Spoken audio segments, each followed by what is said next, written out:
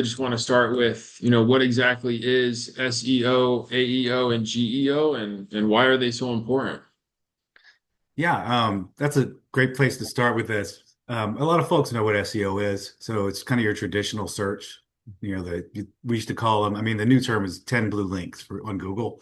So it's all the stuff you do either on the website within the content, or with the technical backend, or with the off page to build links to make Google, Bing, Yahoo, the list goes on, want to rank you in those blue links on preferably page one where all the clicks go, right? Yeah. Now we have two new evolutions on top of that. One of them is we have what I refer to as answer engines, and that's what AEO is about. The other is about generative engines, GEO, right? And those are like your LLMs. So answer engines are somewhere in between. So the LLMs are ChatGPT, Bing Copilot, Claude, those kind of things. There's a whole laundry list of those. In between search and the LLMs, we have what I refer to as answer engines. And the answer engines are things like Perplexity, Google AI overviews, ChatGPT search mode, which is Mhm. sort of a hybrid. And the difference between those is that the answer engines are actually assembling answers in real time by fetching it from the web. So they're using AI to create sort of a collaborative answer from a bunch of sources. So it's kind of like search, but Yeah, not because really. what I understand is the AEOs are the answers that you get before you enter the website, like Right. on a drop down or like a little paragraph before under the blue link, essentially. Or Um, not always, doesn't have to be.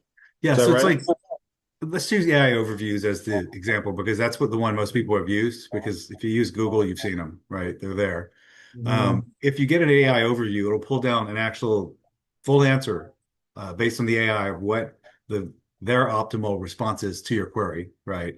And in it, you'll see little links next to it, little chain link looking things. If you click those, it opens a sidebar, and in the sidebar, you'll actually get to see the sources they use to assemble the answer.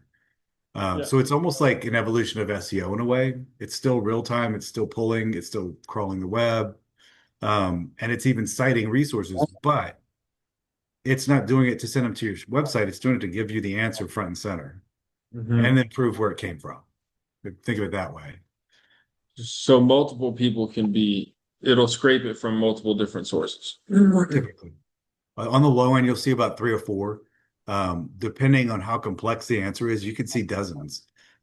Sometimes as you go through the answer, you'll see different spots where you can click the link.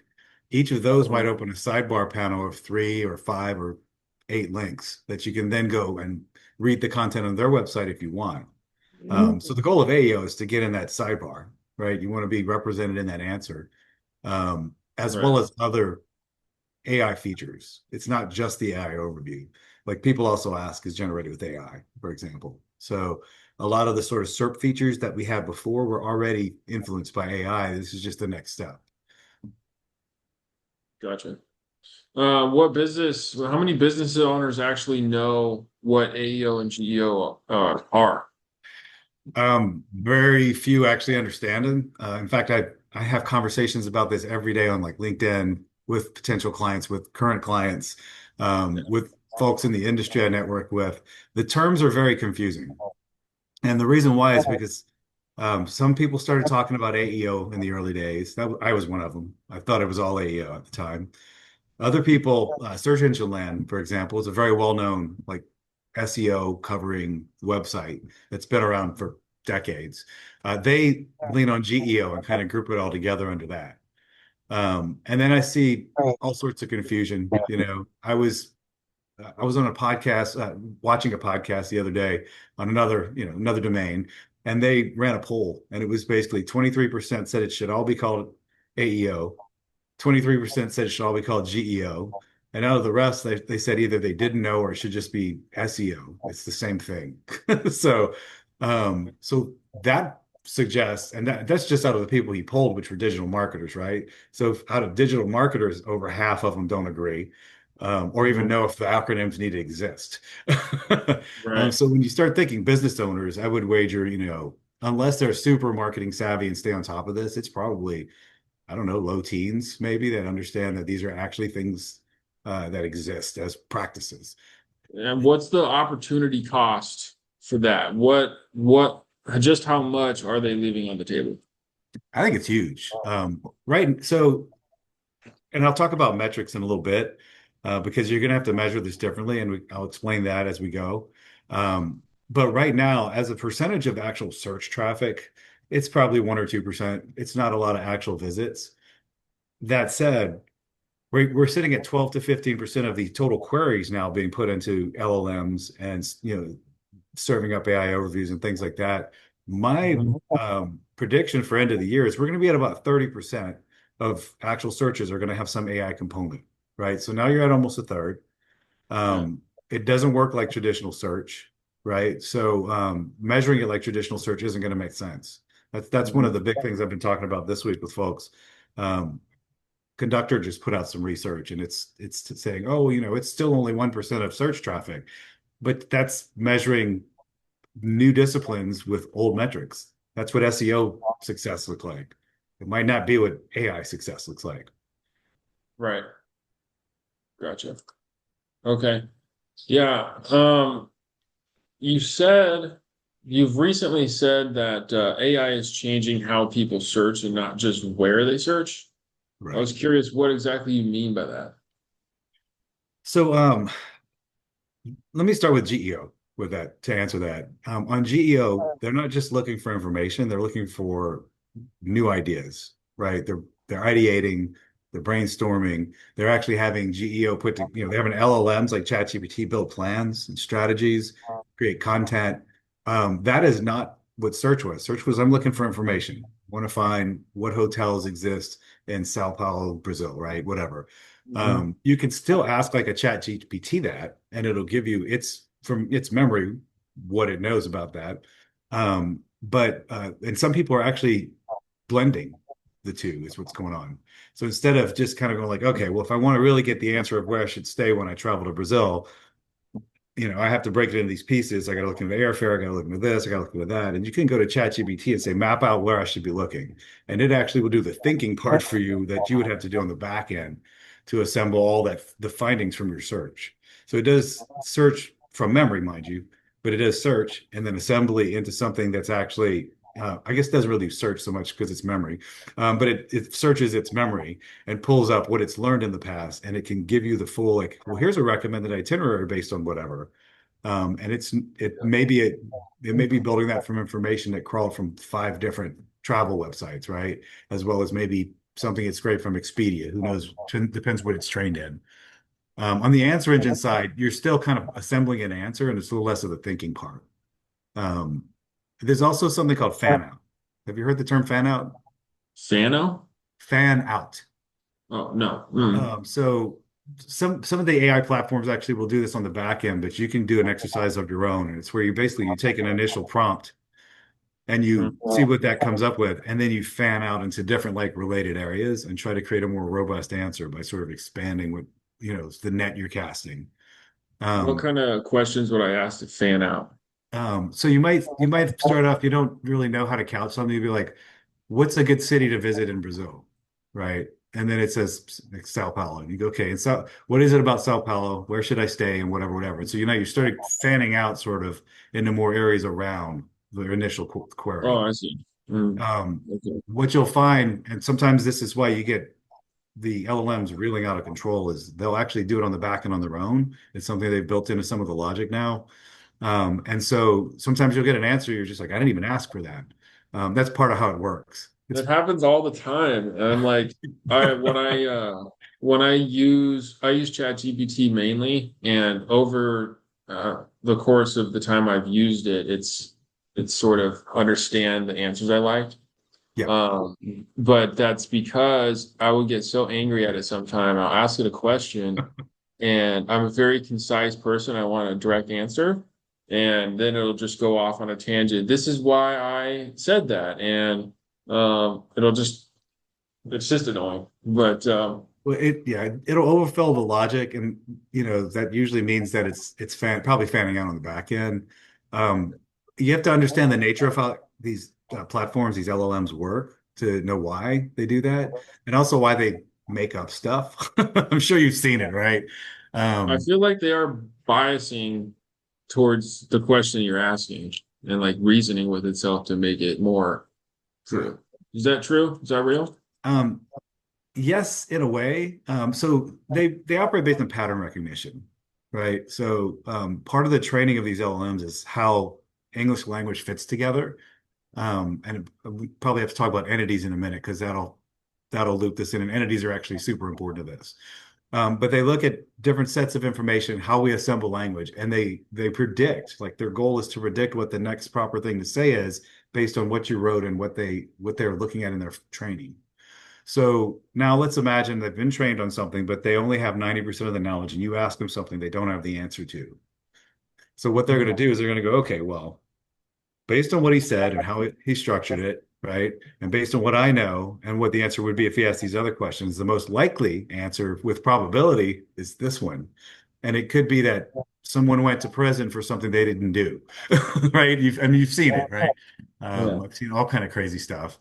And so the fact that they operate off of probabilities is sort of it's a strength and a weakness, really. It allows it to predict what the answer could be or where you might want to go next. But unfortunately, if that's a gap in its training, that prediction can wildly reel out of control, right? Right. Yeah. Okay. Yeah, I know you recently released a book back in August called Yeah. The New Rules of Search in the Age of AI. Yeah. Who is that book for? And you know, what exactly are they going to learn besides what we're talking about here? It's kind of a dual purpose. One is just to generally introduce people to the concepts if they don't know them, because I feel like more people should understand this. If this is truly going to be 30%, and if at some point Google decides to flip fully into AI, then then all the platforms would be answer engines. Say Bing does too. All the platforms would be either an answer engine or a generative engine. So it's important to know. But the other thing is, I saw a lot of confusion with people who even were talking about it, where they were using these terms interchangeably. There are so many myths. Hey, this is a bunch of tips about what works. There's a lot of folks saying, oh, it's just SEO. And I guess if you take a few liberties, you could say that because it's stuff on top of SEO. But really, I actually have a diagram I've built where SEO is the foundation. So if you have good SEO, you're prepared for these other two. And a lot of folks do that, or they trust an agency to do that right, but they're not actually asking, well, what about these other things? Right. Before they get blindsided and left out of the conversation, I feel like it's important that more people understand it and understand it properly. I mean, I was just on Reddit right before this call where someone had GEO and AEO flipped because some thought leader said it that way, and they just figured that was right. But if you look at how they operate, that's 100% backward. So it really seemed like a gap in knowledge. There was just so much confusion out there. And I wanted to put you know, some educated thought, some structure, and some recommendations on how to pursue it so that anyone can understand sort of the future of search. I mean, we're there, it's here. Um, Mhm. Not a lot of people have embraced it yet. And I think it's time that everyone start to prepare for when it becomes, a majority, because one day it will. Yeah, do they all kind of do you need all of them? Do they all go together, or do you see one being more important than the other in the road we're going down with Are you AI? meaning the platforms? Are you meaning AEO versus GEO? Or I The want to make engine sure. optimizations. Yeah. Yeah. Um, I think at table stakes, everyone should be getting their SEO right. If you're not doing that already, you're probably already behind. Some components of SEO, like local, translate super well to AI because they already have you doing things that verify you as an entity. I said I was going to talk about entity at some point. Um, it's a Yeah, it's you can get into that if you like. yeah, it's a huge topic for AI. So let me kind of delineate between the two. Like in the old way in SEO, we would try to find keywords, we try to rank for the keywords, we benchmark whether we showed up, how many clicks we got, did they turn to conversions, right? Sales funnel, the whole thing. Yeah. Um, AI is completely differently. There's a combination of AEO being very focused on content structure as well as authority, which is of your entity, like either your website or you. And then GEO is heavily focused on entities, as in like um, your brand is an entity, for example. And there are ways to signal to the AI platforms what your entities are. So some examples of what you might think of as an entity would be your brand, so your company, you as a Mhm. person. You can have topical entity authority. So you can be in like I'm working on establishing myself as an AEO topical authority expert, right? For example, I'll just say that out loud. Your locations and entity, products, services, there's a whole bunch of other kinds, but it's more important for the AI tools to understand what an entity is, what it means, what type of entity it is, than for you to show it keywords, for example.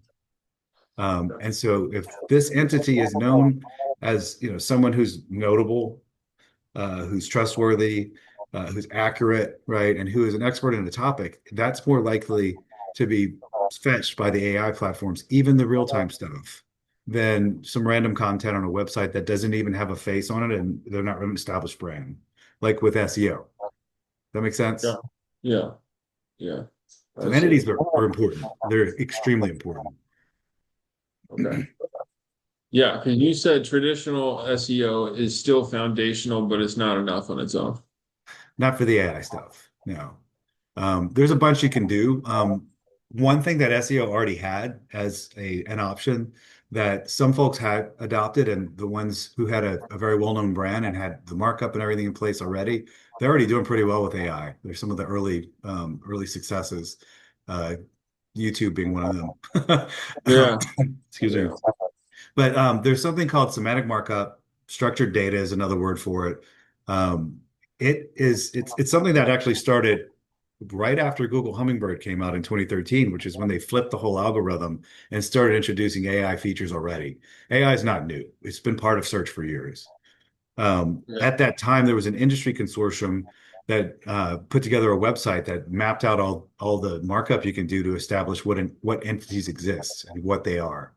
So it's been around, and good SEO would probably already be using it, but a lot of people didn't. So now it's gone from it's a smart thing to do and it helps to you have to do it really for the AI because it it, it just gets rid of all the barriers that where AI is trying to guess.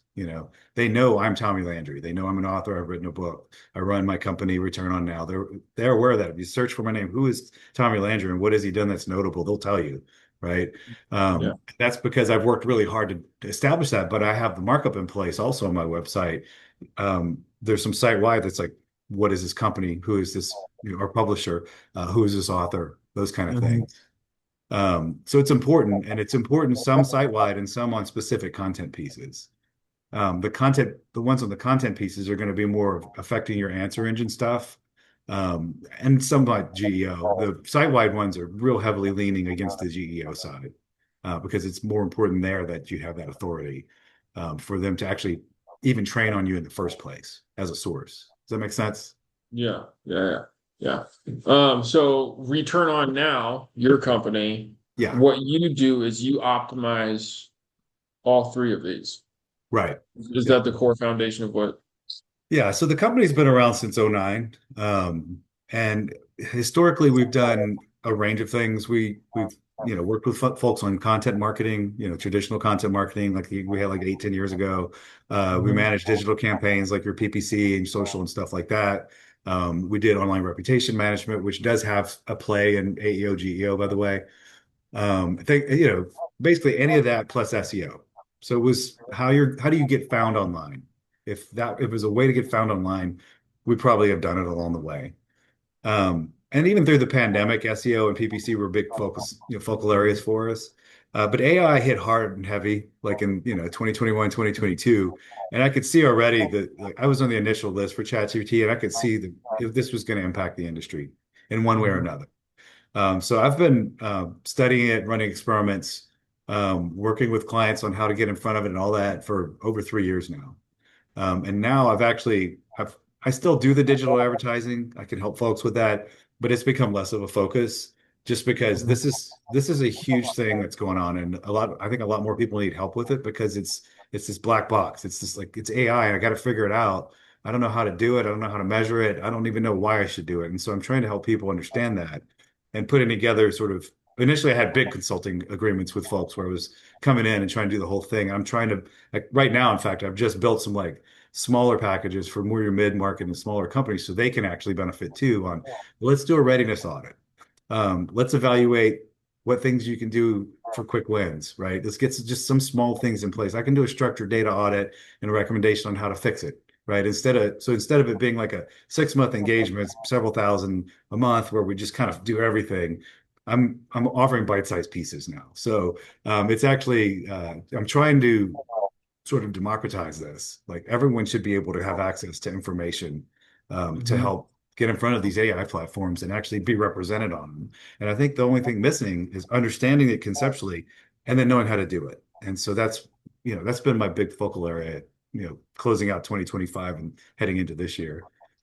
So considering how many um, businesses and companies and recommendations that AI could recommend, you know, Mhm.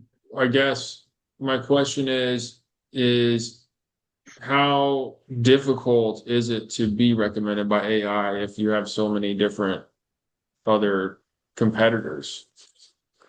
It's a great question. And it's if you're not doing any of this optimization, you're probably having minimal visibility. Yeah, and I've seen companies take time to get there. That said, on the answer engine optimization side, you can do some structural changes that can make a difference in a matter of days. GEO is it's a longer timeline. You have to wait till they train again. And if your entity's not already in their radar, then you have to get on their radar so that they train on you so that they have your content, included. And there's a whole on that side, there's a whole thing about how you manage your sales funnels because they're going to ingest it and they're going to give all the answers to your prospects before they show up at your website, which is why I said the metrics have changed. It's not visits anymore, not just visits. On the AEO side, though, to close that thought out, you can go and make structural changes, mark the date, the content up, um, build the page in a way that's AEO friendly, move some things, restructure some things, and you can move into an AI overview rather fast. The trick on that is if you're not ranking at all for the search term, it's a lot harder to do that. So I'll give you an example. Last summer, I found that my website was ranking #1 for a search term around social media, the good, the bad, and the ugly, something to that effect. I was #1, and I had been there for some time because it's one of my older posts that had a ton of backlinks, which for SEO that's gold, right?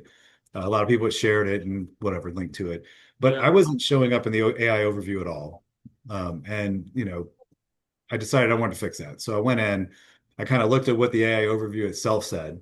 I looked at who it was citing and what it was about. I was trying to figure out what it was about those items that it was actually like using to pull into the AI overview, right? What is it that they were doing differently from me? Because I wrote this post as a narrative, right? My natural writing style is narrative, and I've had to change that because AI sometimes likes narrative, but they actually prefer a very specific structure of how you put the information together. So I was doing some of it. So I went back in, I was like, okay, so I need to move the key point to the front and center, like top of the post.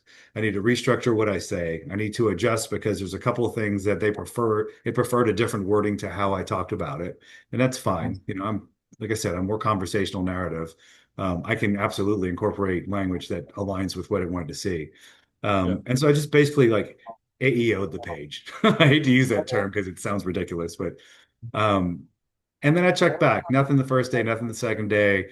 7 to 10 days later, when I looked back again, I had actually hopped into the #2 position for the very first link at the top of the AI overview, and I was also referenced further down. Now this is dynamic, so whether or not it's still showing up today, I haven't checked in a bit. Um, but for that specific search term, that specific query, I managed to re-optimize the content, and in less than 2 weeks, my content was showing up there. And I've done this with some clients since, and we've seen some really good results with it. Like I said, GEO takes longer. You should still do it, but you can't And measure it this week. that the biggest influence is mainly in the copy. The copy, the structure, the markup. Okay. No, because I was ranking #1, there was established topical and entity authority Yeah. already. Mhm. So if you're not even on page 1 or 2 or 3, like if you're not anywhere in that, it's going to be harder to leap into the AI overview. So, like I said, if you don't have the good SEO, you have longer to go to get to the AEO success. Yeah, I can't tell you. I almost have never gone on page two Right, ever. I don't right. even go down to the bottom unless I'm searching for something that's like that's not common. I don't know, Yeah. but I would So say if you're not in the top, yeah, the historically, and I've kept tabs with research over the years, right? I was an SEO guy. I needed to know the numbers. About 10 years ago, if you ask me though, where did all the clicks go? 18% were going to the first spot. That was dropping to less than 10% for the second spot, less than 4% for the third, less than 2 for the fourth. And then it dropped to less than 1%. So the top four wait, spots were where you did needed to be. how did that? You said 18, 14, and like Um, five. no, it was 18 under 10, then it was close to 4, and then it was under 2, and then it was under 1% for everything else. And page 2, you're looking at 0.01% or whatever, right? To actually get a click. So, well, I'm just curious where's the other percentile? Because if So you all the other stuff. So even before AI overviews, we had the local map pack, Google Ads, the knowledge panel stuff that pops up on the side, the rich snippets like people also ask, um, okay. So all that that's other taking a big chunk all of that it. o- all that other stuff Google was putting on the page was getting the rest of it, right? Um, Before that, it was more like 36% went to the top four spots or 40, something like that. Now, I saw a study recently that less than 10% go to the first spot now because most people see the AI overview and they stop. Um, or they click on the map to go see where's that pizza place I want to eat at, you know, or something else. Do you get PPC percentage when you're part of the answer that AI generates for the answer in AEO?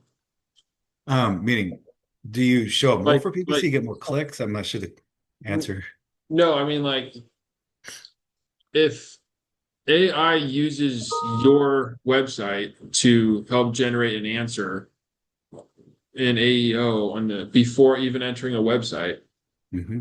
do do companies get paid to be in that slot? I don't think there's anybody to do that. You can Is it like pay for PPC to still appear on the sponsored results beneath it, and sometimes they come out above it. So Google keeps playing around with where they are on the page. You have at the end of the page, you have at the very top and below the AI overview. Keep in mind, not every query has AI overviews. It's less than half. So we're still not seeing it on every page. But for non-branded queries, it's less than 10% of the clicks are going usually to the first result. For branded queries, it breaks the rules, right? Like branded queries, you're getting the bulk of the clicks. So if someone searches for return on now, I come up first, they're probably going to click it. I mean, I'm just curious how it's affecting people's companies and their websites if no one if a chunk of people aren't going onto their website, Yeah, they're just getting the answers before having to click on a website. right. So, I mean, I'm just curious, like, what kind of effects that's having. Yeah. So it's causing traffic to go down. I've had many clients that are like, our traffic went down by 37% or whatever, and it's not coming back. And they want to get those visits back from targeting AI, but that's not the right metric is the issue. You What would you probably advise yeah. for that? Well, you still want to be mentioned, right? Especially like, the entity thing will help you get your brand mentioned in the right conversations, which is important. So if someone, your top 10 list, if someone says, what are the top 10 AEO providers in Austin, Texas? I want to be on that list, right? And so I want to be seen as reputable, as a, notable company in that specific field. GEO too, right? SEO, all three. I'd like to be seen at the top 10 list for that. Yeah. Especially if they're looking at Austin, Texas. It'd be great if it's national. That's tough because you got some big players when you start getting to national. But so even though they might not visit my website overtly from either the LLM search or from me being pulled up in the AI overview, they're seeing my name, and that's branding, it's recognition. There's benefit to that. But the metrics aren't visits necessarily. And what might end up happening is they'll actually just go, oh, return it now, and they'll see the domain and just type it in, which looks like a direct visit then, but they found you in the AI overviews. So, or they might go and look for you on Trustpilot, which is a huge influence on this entity establishment, and whether they show you if you have Trustpilot as something that works for your industry. Gotcha. Okay. You touched on the sales funnel, and I Hmm. was just curious, how do SA and GEO map the buyer's journey or sales funnel. So this is where how you structure your website is going to be super important. Um, some folks do a really good job of mapping out the story through the sales funnel on the website. So when someone arrives, you get them, hit them with the early funnel stuff and move them along, right? Usher them to the next step, the next step, the next step, and eventually they're going to convert. All that content, if properly handled, is going to get swallowed up in AI, either crawled and maybe cited, hopefully on AI overviews, or trained on, and most likely mentioned on the LLMs. And it's happening for big companies already. So what's happening, what you're getting then is instead of coming to your website and poking around all those pages, either not converting or maybe converting for something, kicking a tire and then never responding, whatever, there's gonna be a lot of unqualified traffic in the old way. By the time they've gone through your funnel essentially elsewhere, they're coming to your website and that they're when they're converting, they're already qualified at that point. But if you don't have the content for the LLMs to use, then they're going to talk about you based on what third parties say. And a client I had in the fourth quarter actually was battling this. One of their competitors had positioned them as a bottom end of the market option that really wasn't very, very valuable. And they were working with multinational corporations. I mean, they were amazing technology. NDA, I can't say who it is, but they had competitors who were talking about them, and we were literally in there trying to influence how the LLMs talked about them by publishing content that corrected that content, both on the website and elsewhere, or by reaching out to folks and discussing whether or not they would reevaluate how they had talked about them in listicle or whatever. So Like it was important. addressing it in the copy on the website. Yeah. Yeah. It was sentiment. Like, so if you don't if you don't give LLMs and AI tools what to say about you, someone else will, and it might not be what you want to say. Mm. So not I put people want to put their head in the sand and say, oh, I don't have to worry about that for years. It's 1% of traffic. Okay, LLM might still be talking about you. ChatGPT might be telling them the wrong thing. It might be saying that you don't have good compliance features if you're a tech product, for example. And that's like a deal killer if you're in like cybersecurity or something like that.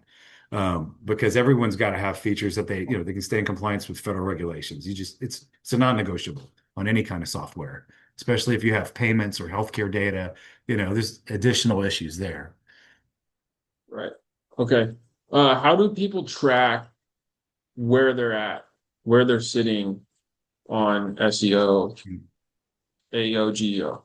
Yeah. Um, I'm going to say something that people will find controversial, but tracking prompts it's a fool's errand. I don't believe you should be tracking prompts.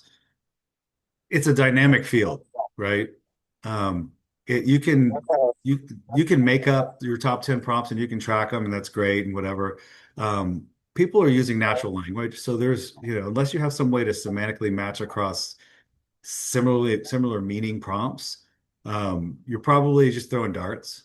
It's not like keywords, and there's really not a tool that has any good volume estimators. So, are you picking a random prompt that someone looks for once a year? Or are you picking a prompt that's high volume?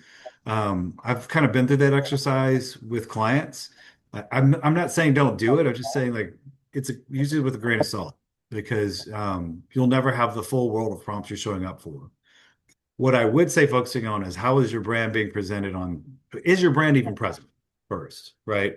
If someone Mhm. asks about your brand, like just go in and search. Is my brand even here? Hey, Gemini, who's Return On Now? What do they do? Who runs the company? Just start with those basics. Make sure that you're represented first. And Or like second, type your service in and see if it gets mentioned. yeah, type in your brand and see if you even exist on them. And if you don't, then you got some entity work to do because you're not even like on the radar.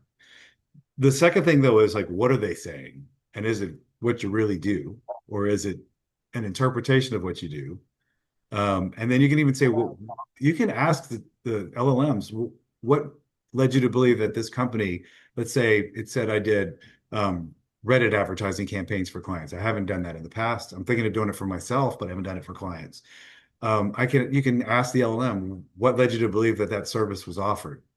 And it sometimes will tell you these three domains mentioned it or whatever.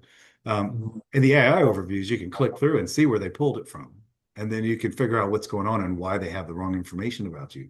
So when I talked about um, online reputation management. Now the AI is a place that it's more important to me. It's not just about, your reviews and making sure you talk to bad reviews and whatever. All that's part of it too, but it's the accuracy, it's the tone, and just the overall sentiment of how they're presenting your brand. Because in a world where AI is telling your story before they ever make it to your site, if they ever do, it's mandatory for you to like check and make sure they're telling the right story, right? You don't want them Yeah. lying, making up things, right? We talked about it hallucinating. What if it Hmm. hallucinated something? You go, well, look, okay, let me fix this. I need to correct it. Yeah. Well, how do you correct it? Like, I know this is like what you specialize in. But how do businesses earn trust to be, to give, how do businesses like get on that? Like, what about the structure? What about the copy? What about, Yeah. It's a multi-tiered approach. One is obviously the website content you have for yourself. You want to focus there and make sure that it's all tailored properly. Typically, it will be, right? Then look at other places that you're mentioned online. So your local SEO is going to play into that if you do local SEO. Um, Part of what local SEO does is it establishes you as a consistent entity and a consistent location, which is an entity itself. So your name, Mhm. address, phone information, that's really important, especially for your local businesses. Like if you run an HVAC business or a retail store or something like that, and you aren't doing good local SEO, it can hurt you with the AI part because that's actually one of the things that most easily translates. So I would say if you don't do good local SEO, get it in order. It's important. The other thing is third party mentions of you matter. So, like for SaaS companies, for example, I mentioned Trustpilot. There's also like G2 and all these platforms that allow people to come in and review you. Um, Mhm. they're pay to play, but I would advise people to go ahead and pony up the dough and do it right now because those have a heavy influence on how your how the AI sees your entity of a brand, of a company, of a product.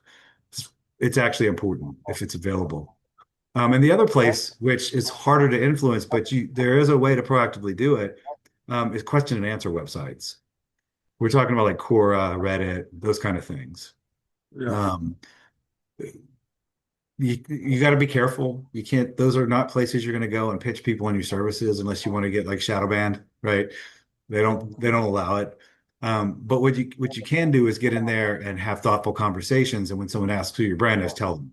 And so it's something that I mentioned I was on Reddit before this conversation. It's something that just 10 minutes a day, go in, respond to some comments in your field, get involved in the communities a little bit, just so people start knowing who you are a little bit. I think that's important. That's something you can hire someone to do or do in-house. I think it's not as authentic when it's someone you hired. So that piece I really recommend doing in-house. But are But you saying that that is going to be included in yeah, in all the information that gets analyzed and scraped? it already is. Now, one caveat, ChatGPT has a love-hate relationship with Reddit. Um, in the summertime, it was one of the places you could make the biggest influence to ChatGPT, believe it or not. It was heavily using it, but then, it's still Reddit.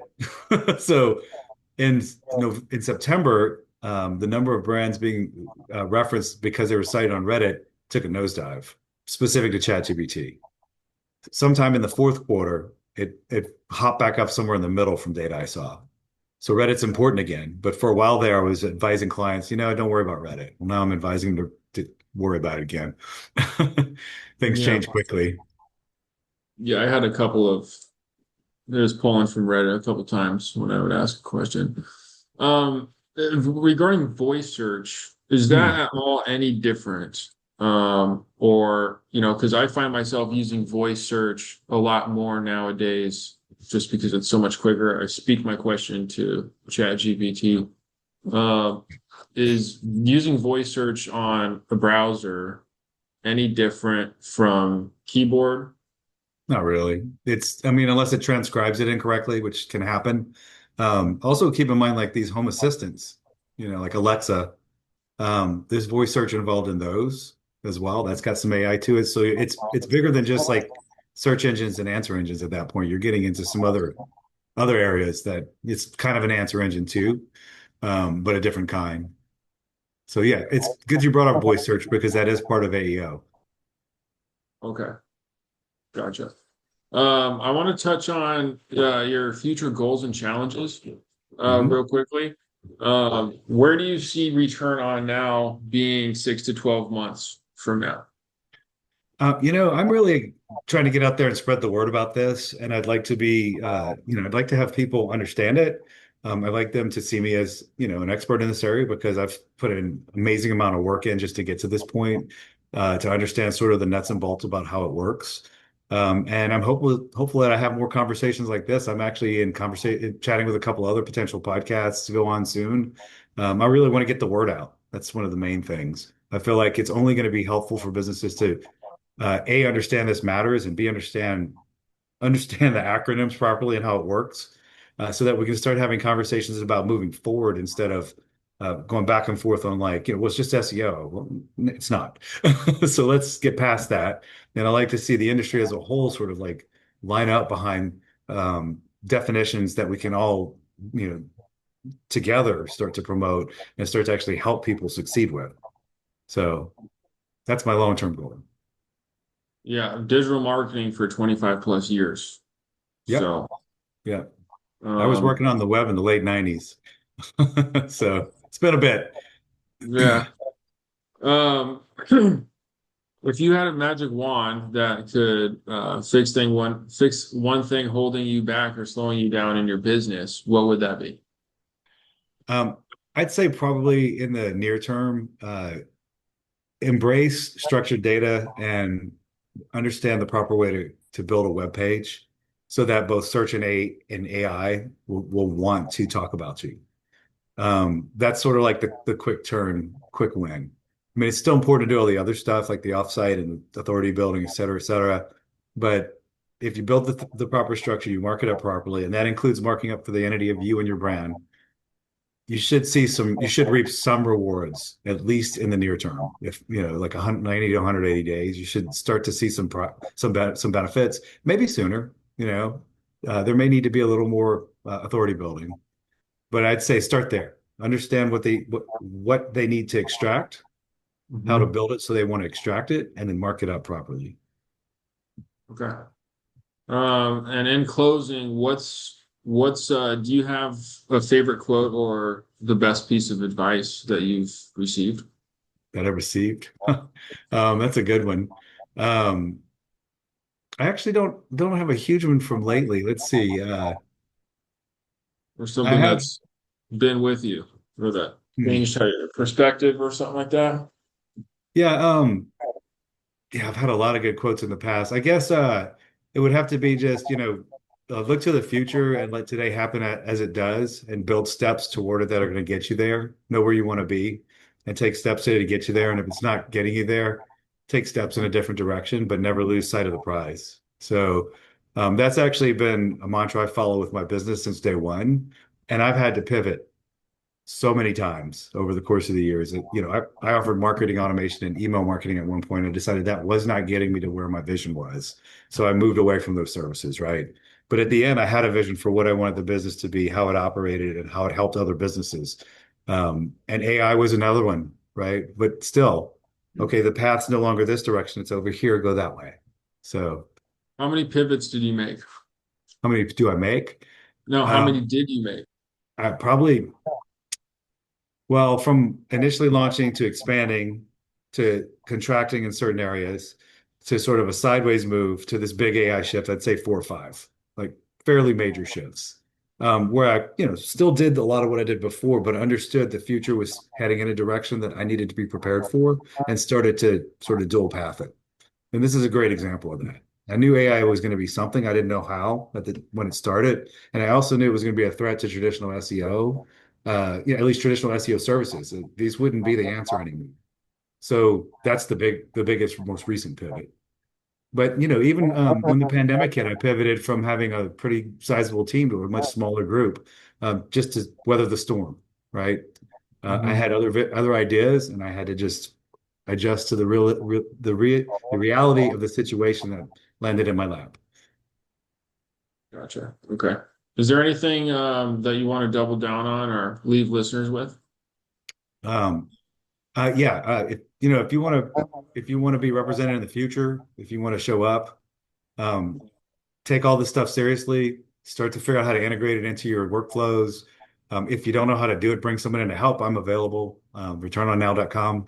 If feel free to approach me on the website. I do have some bandwidth coming up in the near future. I just finished a big project, and I would love to be one of the people that gets you ahead of the other folks in your industry. So reach out. Gotcha. Yeah. Everyone watching, I'll include all of his links down below this video, his book, LinkedIn, website, everything that you need. But that being said, Chami, I appreciate you coming on. Yeah, thanks for inviting me. This has been great. It's a topic, as you can tell, I've spent a great deal of time studying, and I just love it. So happy to be here talking about it for a new audience.